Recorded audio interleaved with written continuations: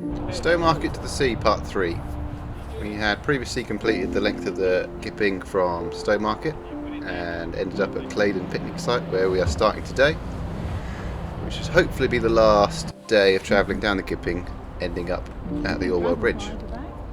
We're using two standard canoes, although one has been modified with a bigger cockpit and wheels to help with portages. Went to the toilet before we started and noticed this guy. Right, it's late morning and off we go.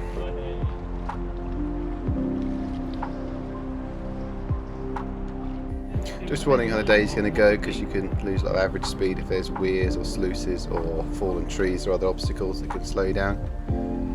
So it's very hard to calculate sort of average speed you're going to do for the day. Initially quite easy going from Claydon picnic site heading south.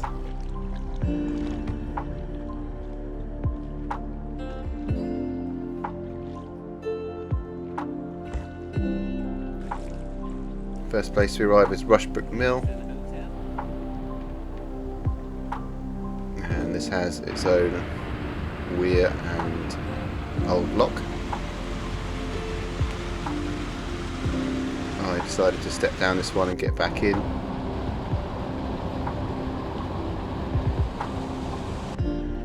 And my dad decided to walk round.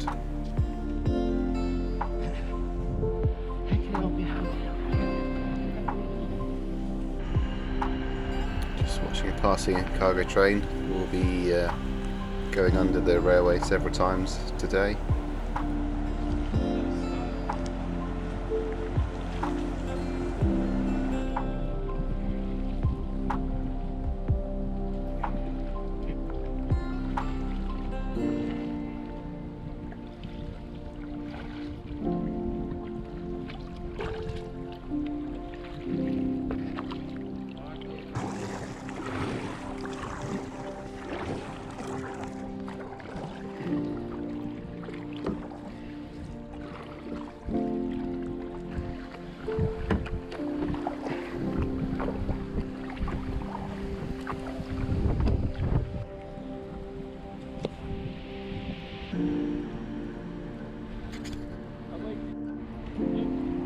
There's a big thermal overhead with 3 seagulls in it.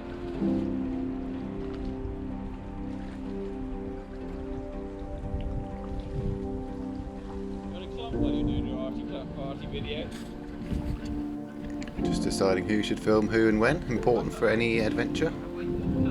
Arriving into Bramford now. There's a large sluice and weir system, so we decided to get out and walk round. Sometimes a bit difficult with the banks, not very accessible, and an easy way to fall out. With a whole hand really. No, I think I'll be fine in a minute. Probably at that.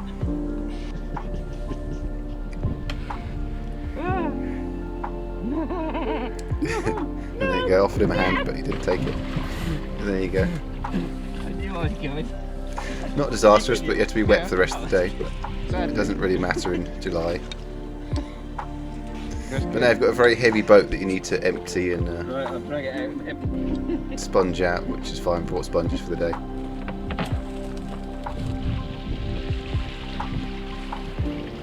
I caught any fish.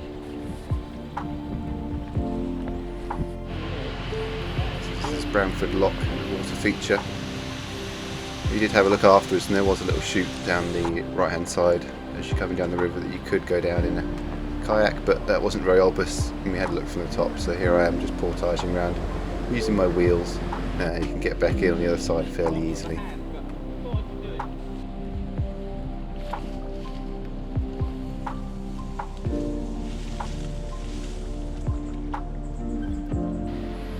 Sprouton or Sproughton Mill and Lock.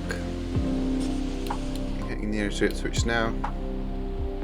Quite a big sluice gate again, we had to find our way around, and luckily there's a little side stream we could wander down and get into.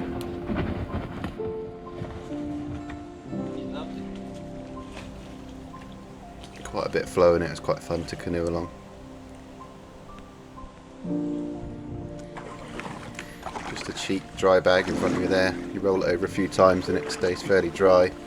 I've used it on quite a few adventures so far, and it's always stayed pretty dry in the bag, but try not to get it wet if you can help it.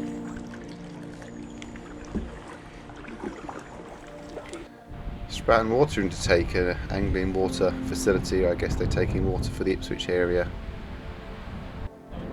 Here's one way to get around it.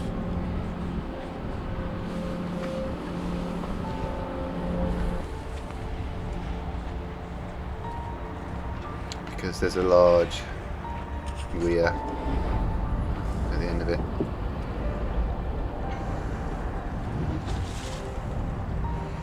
Bit awkward getting back in, but a nice platform here that you can hold on to and a handrail as well. Heading under the A14 for the last time as we head into Ipswich. One more lock before we get into Ipswich. Another little drop that you can sort of step down and bring your canoe down afterwards. Maybe go straight over it, but you'd have to be ready for a bit of a splash. Heading under the railway again as we head into Ipswich northwest industrial areas.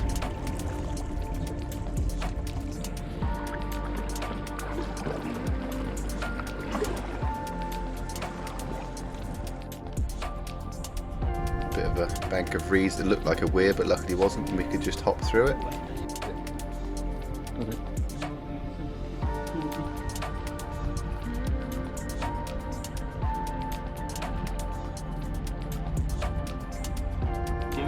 Right, so we get into Ipswich, and behind Sainsbury's is a very large weir system, so we have to go around it and get out at the recycling centre. And we have to take the canoes across the road to get back in. Oh great, leave me hanging with the canoe.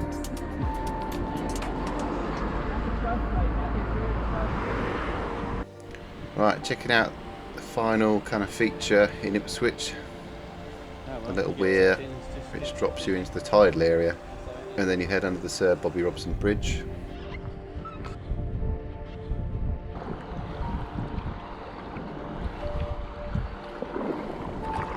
Quite a fun little chute to go down here in your canoe. Not ideal with such an open cockpit that I have here, but didn't take on too much water.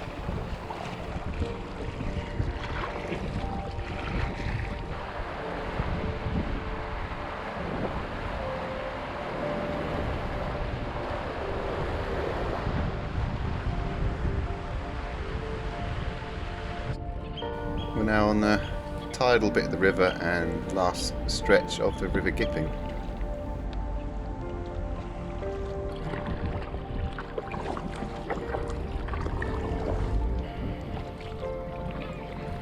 This is the final stretch of the River Gipping. Under the bridge ahead, it officially turns into the River Orwell.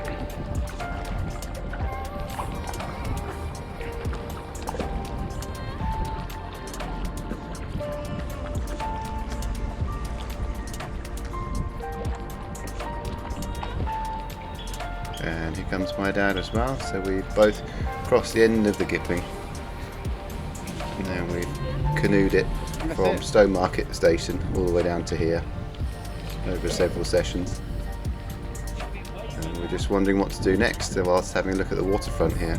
It was getting a bit late in the day, and it's quite a bit of wind and started to get a bit of waves. Now the river's a bit bigger, we weren't sure how far we could go, and we actually started looking for places to possibly get out, but just carried on along the docks area, looking at the boats and saying hello to the owners, seeing if they're friendly and we could possibly get out on their jetty. But we carried on, and the tidal barrier was open, a newly opened area, rejuvenated area, and passed through there having a look at the big mechanics that bring it up and down where needs be. Pretty serious, aren't they?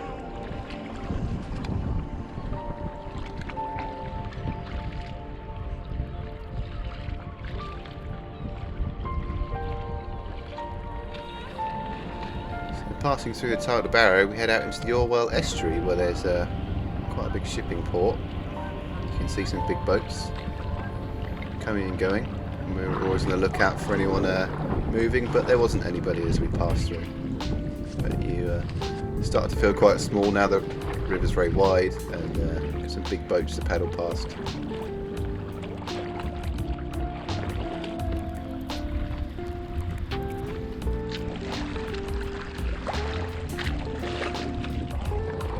Coming to the end of the day, the Orwell Bridge, where we hope to get to, and getting a little bit choppier now, into a headwind and a bit more reach for the waves to pick up with the wind, but still easy paddling.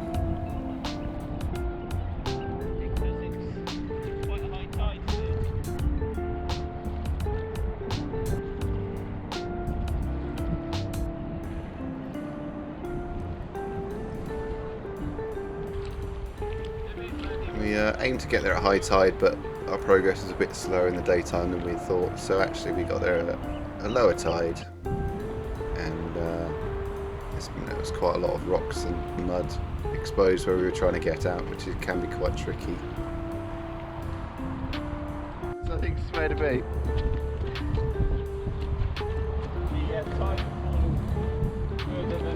But that is the end of our adventure there. It was a very good adventure. A good river to paddle, and highly recommended if you can. Hopefully in the future navigation rights will be restored on the river and all can enjoy it.